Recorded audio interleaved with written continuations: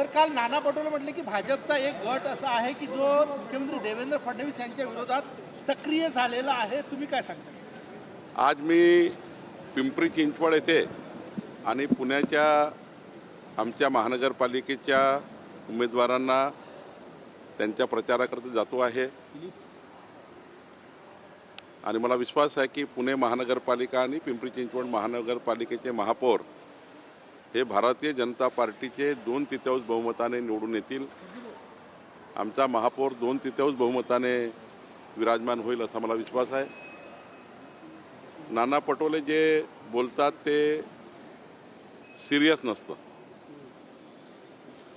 खरं तर देवेंद्रजी आमच्या महाराष्ट्राचे एकमेव नेते आहेत आणि आमच्या भारतीय जनता पार्टीच्या 1.5 कोटी सदस्य संख्या असलेल्या पार्टीला एकमेव देवेंद्रजीचा आधार आहे. आमच्या पक्षामध्ये कधीही देवेंद्रजीबद्दल कुणीही गटातटाचं राजकारण करू शकत नाही.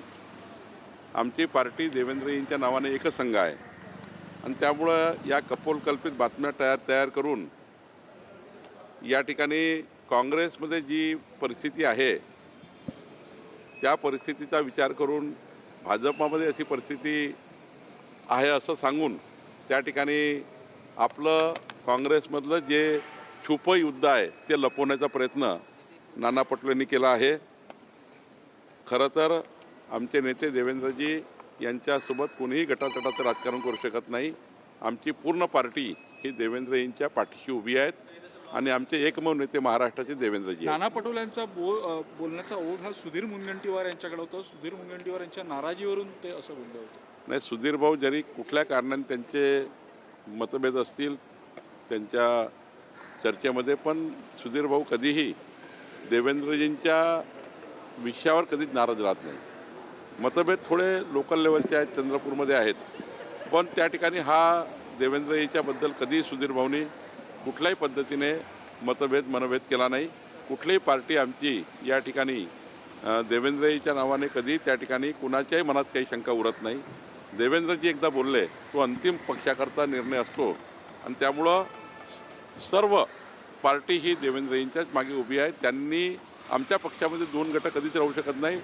देवेंद्रजीचं नेतृत्व एवढं सक्षम आहे की त्यांना कुठल्याही गटातटाची गरज पडत नाही आणि आमच्या पक्षातही खाली कोणी गटतट करू शकत नाही. मुंबईमध्ये भाजपच्या प्रचार सभेमध्ये गर्दी जमवण्यासाठी महिलांना नाचवलं जात असल्याचा व्हिडिओ व्हायरल झाला. असं आहे की तो आनंद व्यक्त करतात लोक, त्यात गर्दीचा का संबंध आहे?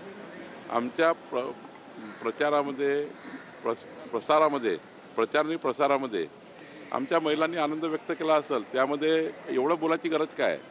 शेवटी हा महिलांचा आनंद आहे, त्यांनी तो व्यक्त केला असेल. केंद्रीय मंत्री शिवाजी महाराज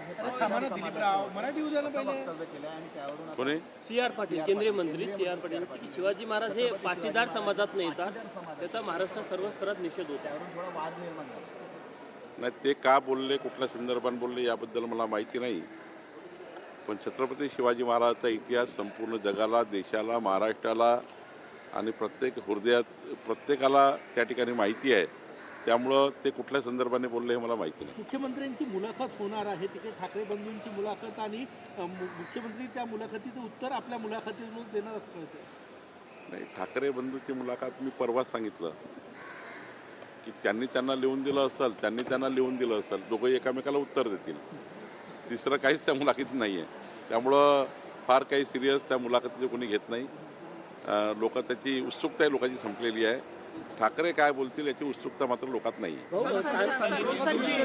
तानाजी सावंत यांनी टीका केलेली आहे की तुळजापूरच्या ड्रग्स प्रकरणावर टीका करताना ते म्हणाले की भविष्यामध्ये असू शकतं की एखाद वेळ प्रसाद म्हणून ड्रग्सची पुढे दिली जाईल. ते काय बोलले याच्याबद्दल तुम्ही काय बोलणे योग्य नाही. मनसेचे मोठे नेते संतोष धुरी हे भाजपच्या गळाला लागलेले आहे. काल त्यांची मुख्यमंत्र्यांसोबत अर्धा तास चर्चा झाली आणि आज ते भाजपमध्ये प्रवेश करू शकतात. नाही, माननीय मुख्यमंत्र्यांची चर्चा झाली आणि पुढची भूमिका आता माननीय आमचे अध्यक्ष रवींद्र चव्हाणजी ठरवतील. पैशाचा वापर करून बिनविरोध झाल्याचं संजय राऊतांनी आरोप केला. मी कालच सांगितलं की लोकशाहीमध्ये प्रगल्भ लोकशाहीचं लक्षण आहे की बिनविरोध निवडणुका होणे आणि अनेक ग्रामपंचायतचे सरपंच, अनेक नगरसेवक बिनविरोध झालेले आहेत, अनेक पक्षाचे झाले आहेत.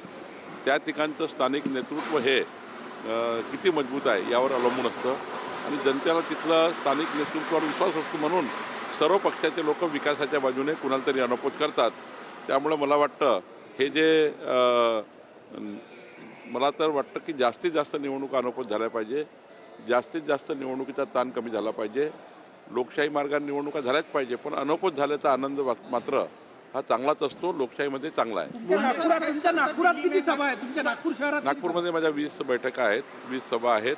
काल मी 4 ठिकाणी जाऊन आलो आणि 20 ठिकाणी मी जाणार आहे. मुंबईमध्ये शिंदेच्या शिवसेनेचा स्वतंत्र जाहीरनामा येत आहे. स्वच्छ आणि सुंदर मुंबईवर त्यांचा भर आहे. चांगला आहे ना. शिंदेजींनी मुख्यमंत्री म्हणून काम केलं आहे आणि त्यांना मुंबईचा विकास कळतो.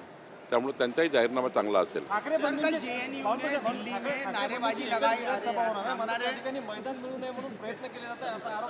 ते आरोप प्रत्यारोप करतात. ते छोट्या छोट्या गोष्टीला मोठे करतात. त्यांना नियमाप्रमाणे सर्व मैदानं मिळतात. काहीतरी हवा तयार करून जनता जास्तीत जास्त आली पाहिजे. जनतेमध्ये त्या ठिकाणी अशा बातम्याच्या माध्यमातून लोक भावना निर्माण झाली पाहिजे. ते लोक काय करतात, प्रचारामध्ये त्यांचा एक ठरला आहे की भावनात्मक पद्धतीने आणि या ठिकाणी काहीतरी असा वाद तयार करून लोकांच्या मनात जागा निर्माण करण्याचा प्रयत्न आहे. कोणी कोणाला थांबवत नाही. लोकशाहीमध्ये निवडणुका लढण्याचा प्रत्येकाला अधिकार आहे आणि प्रत्येकाला ग्राउंड न्यायचा अधिकार आहे. प्रत्येकाला सभा घ्यायचा अधिकार आहे.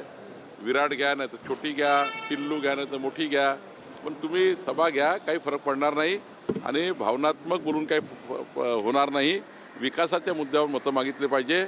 आणि मला वाटतं मी कालही सांगितलं, आजही सांगतो, देवेंद्र फडणवीसजी म्हणजे डेव्हलपमेंट आहे. डेव्हलपमेंट म्हणजे देवेंद्र फडणवीसजी आहे. हे महाराष्ट्राच्या जनतेला कळलं आहे. म्हणून भाजपाला महायुतीला मतं मिळणार आहे आणि 2/3 बहुमताने आमचे उमेदवार आणि आमचे महापौर निवडून येणार आहेत. त्यामुळं एक मोठा विजय महाराष्ट्रात होणार आहे.